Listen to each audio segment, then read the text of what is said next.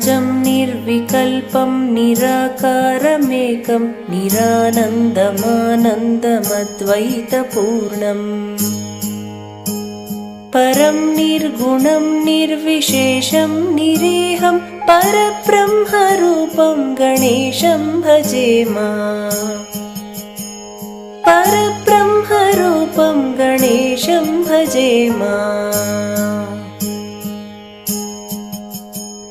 गुणातीतमानं चिदानन्दरूपं चिदाभासकं सर्वगं ज्ञानगम्यम्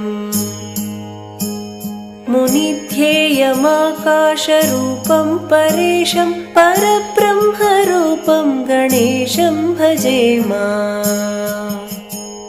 परब्रह्मरूपं गणेशं भजेम जगत्कारणं कारणज्ञानरूपं सुरादिं सुखादिं गुणेशं गणेशम्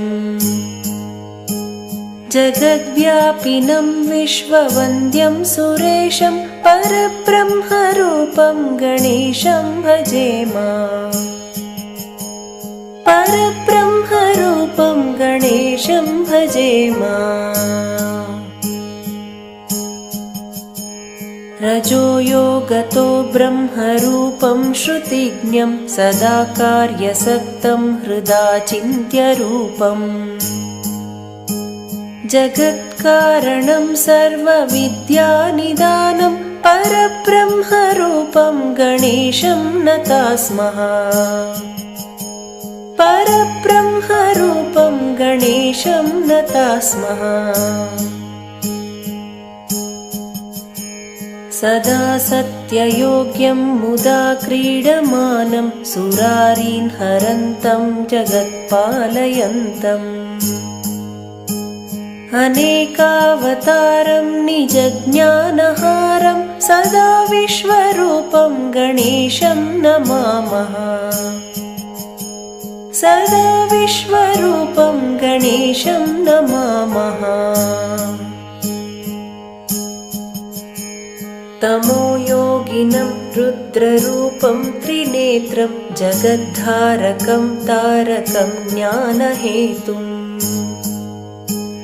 अनेकागमै स्वं जनं बोधयन्तं सदा सर्वरूपं गणेशं नमामः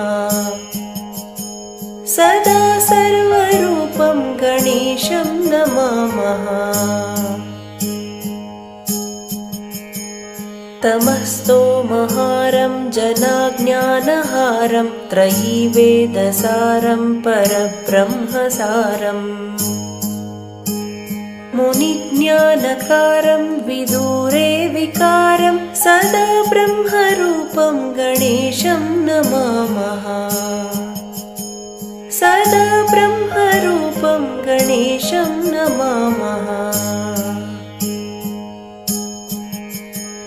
निजैरोषधीस्तर्पयन्तं कराद्यै सुरौखां कलाभिः सुधास्राविणीभिः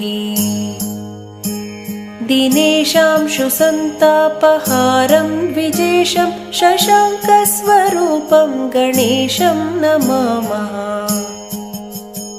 शशाङ्कस्वरूपं गणेशं नमामः प्रकाशस्वरूपं नभोवायुरूपं विकारादिहेतुं कलाधाररूपम् अनेकक्रियानेकशक्तिस्वरूपं सदा शक्तिरूपं गणेशं नमामः सदा शक्तिरूपं गणेशं नमामः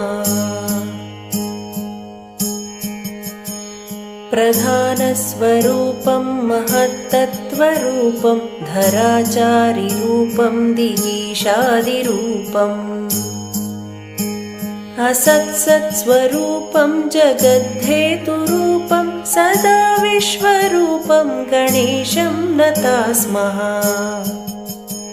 सदा विश्वरूपं गणेशं नताः स्मः त्वदीये मनस्थापयेदङ्घ्रियुग्मे जनो विघ्नसङ्घातपीडां लभेत लसत्सूर्यबिम्बे विशाले स्थितोऽयं जनोध्वान्तपीडां कथं वा लभेत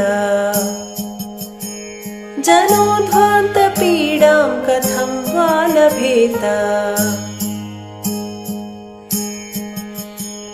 वयं भ्रामिताः सर्वथा ज्ञानयोगात् अलब्धास्तवाङ्घ्रिं बहून् वर्षपूगान् इदानीम् अवाप्तास्तवैव प्रसादात् प्रपन्नान् सदा पाहि विश्वम्भराद्या प्रपन्नान् सदा पाहि विश्वम्भराद्या एवं स्तुतो गणेशस्तु